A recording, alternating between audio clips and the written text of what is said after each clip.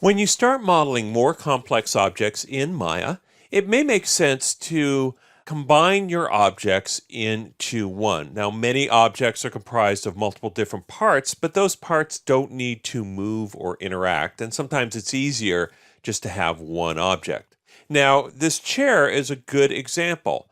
Now, if we move this chair around the room, we're basically going to be moving the entire chair. Very rarely will we have to take the chair apart. So right now, this particular chair is comprised of a bunch of pieces. So if we look in the outliner here, we've got the arm, we've got the back of the chair, the base, the cushion, the legs, and so on.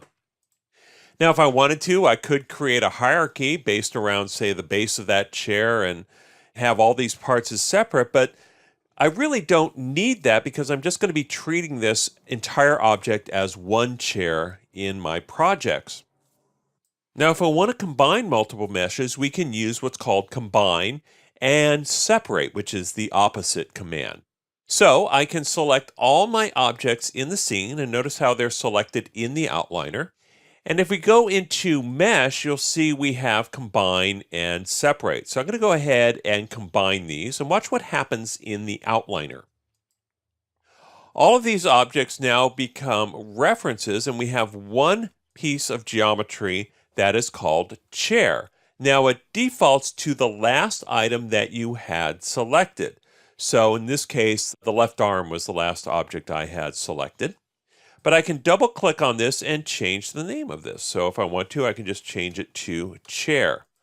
Now the thing about this is that it actually is still connected to these old parts. And so one of the things we may have to do with this is actually delete what's called history. Now, as Maya works, it does create history or a record of everything that it's done. And so if we go into the attribute editor here, you can see that we've got our chair, we've got our chair shape, and we have something called polyunite. Now, polyunite is basically our combine command. Now, if we want to, we can get rid of that by deleting what's called history.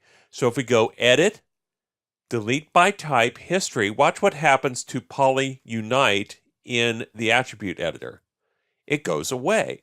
And in the outliner, all of those other nodes go away. So now I've kind of collapsed my history, and now all I have is the chair. Now the chair still is separate geometry. It's just all combined into one object. Now if I wanted to, I could select parts of that chair. So one of the nice things about having objects that are combined and separated is that they still are separate in Maya. So if I right click over this and say select face mode, that selects all of these faces. But if I hit the greater than sign, that goes ahead and expands my selection. And when I've expanded my selection, now that object, you can see how it's basically still separate polygons, but it's all still one object to Maya. I'm going to go ahead and undo that. Now I'm going to go back into object mode here.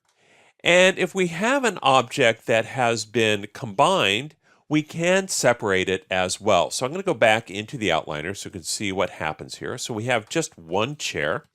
And if we go into mesh, instead of combine, we can also have separate. And when we separate, it basically takes apart anything that's not connected together. So when we separate this, notice how we get a group called chair, and then under that we get one surface per object that we had before. So combine and separate is a great way to kind of reduce your overhead in Maya and combine objects that will never be used apart from each other.